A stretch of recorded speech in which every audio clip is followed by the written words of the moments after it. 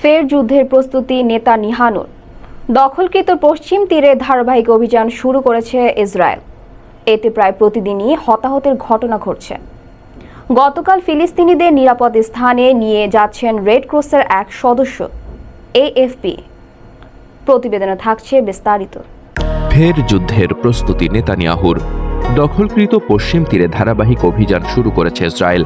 এতে প্রায় প্রতিদিনই হতাহতের ঘটনা ঘটছে।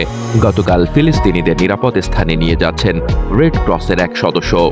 অবরুদ্ধ গাজায় 15 মাস নির্বিচার আগ্রাসনের পর হামাস ইসরায়েল গত 19 জানুয়ারি যুদ্ধবিরতি শুরু হয়েছে। এই যুদ্ধবিরতি 3 ধাপে সম্পন্ন হওয়ার কথা রয়েছে।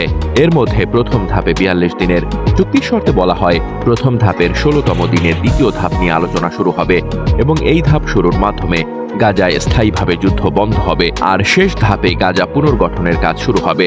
এদিকে ইসরায়েলি কয়েকটি সূত্র সংবাদ মাধ্যম হারেজকে জানিয়েছেন, নেতানিয়াহু যুদ্ধবিরতির দ্বিতীয় ধাপে যেতে চান না। তিনি গাজায় আবার যুদ্ধ শুরুর প্রস্তুতি নিচ্ছেন। একটি সূত্র বলেছে, দ্বিতীয় ধাপের আলোচনা করতে কাতারের দোহায় একটি প্রতিনিধি দল পাঠিয়েছেন নেতানিয়াহু। তাদের মূলত টেকনিক্যাল বিষয়গুলো নিয়ে আলোচনা করতে পাঠানো হয়েছে, যাদের দ্বিতীয় ধাপ কার্যকর নিয়ে আলোচনার কোনো পাওয়ার দেওয়া হয়নি।